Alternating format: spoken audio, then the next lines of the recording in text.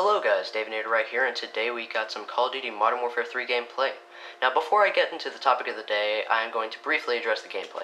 Now, I suck at using shotguns, plain and simple, and I kinda sorta wanna get better at using shotguns, so I decided to ease myself into it with basically the newbiest, or at least one of the absolute newbiest shotguns in the game, the AA-12. Yeah, I spray and pray a bunch of people in this gameplay. Yeah, I know, it's a little bit newbie, just going around corners, spraying people with the AA-12. Yeah. I'm trying to get used to using shotguns, okay? I'll move on to pump-action shotguns eventually.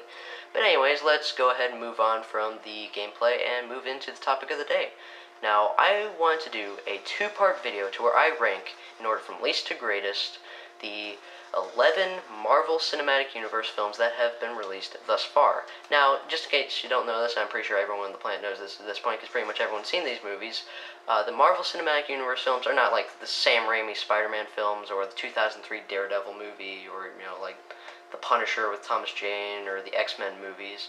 No, the Marvel Cinematic Universe movies are Iron Man, Captain America, Thor, the Hulk, and just the Avengers movies. All the Avengers movies, from Iron Man through Avengers Age of Ultron. I'm sure all of you knew that. I'm just explaining it just for the heck of it, just because I feel like stating the obvious, just cause. But anyway, let's go ahead and get into number 11, Thor. Now, I like this movie. Okay, I definitely do like this movie.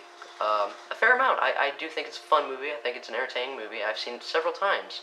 It's just, I do overall think it's the weakest link out of all of them. I think it's a little bit too, well, kind of, not exactly boring, just too slow-paced. Now, over the years, I've come to terms with the fact that this is not a very action-packed movie. Mostly it's just Thor as a human on Earth, and over the years, I have grown to like this story concept. I like it. It makes for some decent comedy. It makes for some cheesy comedy as well, but mostly it's good comedy.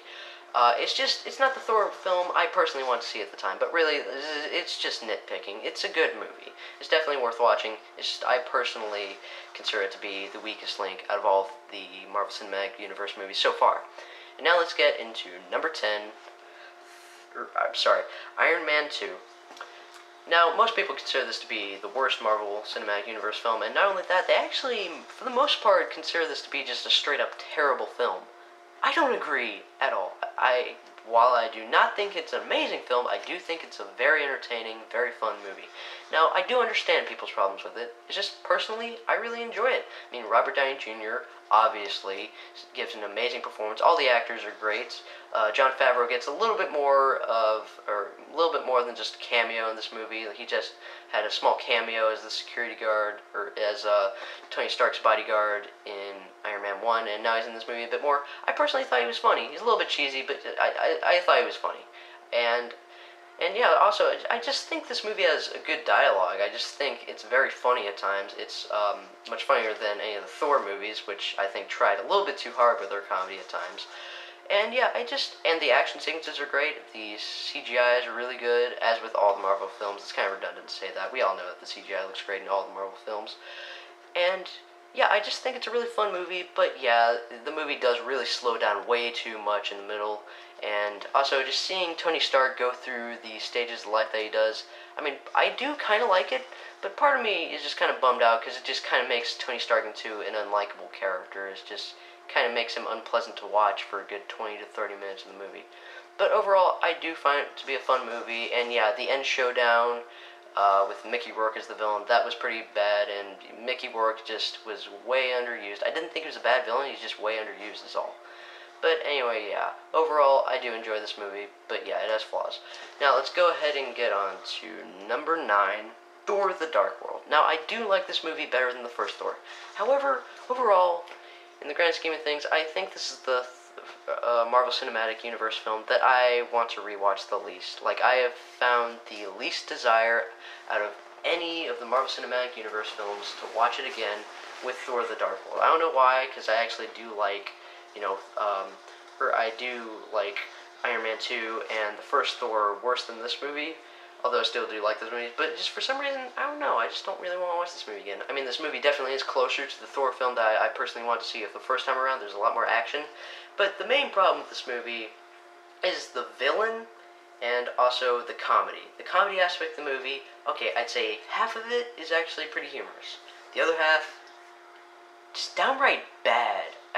They really just should have stopped. Okay, if you want to have some comedy here and there, okay, that's fine. But don't try to just straight up make Thor: The Dark World, a big action movie, into a comedy. Or if you are, don't make it like cheesy, roll your eyes humor. Actually, make it clever, like the Iron Man films. The Iron Man films have great witty dialogue, and they're very funny, and they're very rarely ever cheesy. But anyway, yeah, overall, I do enjoy this film, but yeah, as with the last two films that I just mentioned, definitely has some problems, and it is one of the worst of the Marvel Cinematic Universe films. Now I gotta hurry this up, because this gameplay is about to be over. Alright, coming in at number 8 is Guardians of the Galaxy. Now, I love this film. Don't get me wrong, I really do like this film quite a bit. It's just, I really do think that people give it more praise than it deserves. I mean, that's just my opinion, but I really do think that people overhype this movie, like, way too much. It's a very good movie, but it's not, like, the best Marvel movie so far. It wasn't the best movie of 2014. It's a fun movie, but it's not much more than that. It's a very fun movie, but still, it's just...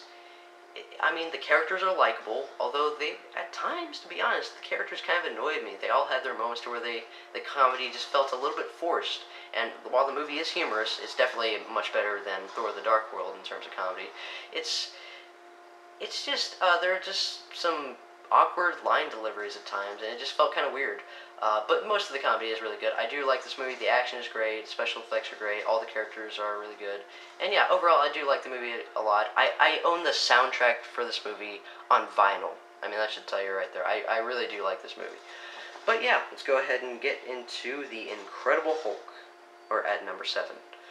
Now, this film is also considered to be one of the least of all the Marvel films. I really like this movie. I think Edward Norton was great as the Hulk. I was pretty sad at first that he wasn't going to reprise his role in the Avengers as the Hulk, but Mark Ruffalo did do a great job, so I'm fine about that. But part of me does kind of wish that Edward Norton stayed in the role, because he was really good, and I just like the story to this film.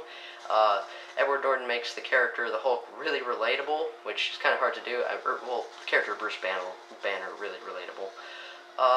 But yeah, and the action sequences are great, all the special effects are great, the acting's great, and just the story is interesting, and the end showdown at the end of the movie, I mean, yeah, it's a CGI fest for sure, but I don't care, because it's awesome. This movie has one of the best end superhero fight scenes I think I've ever seen in a superhero film.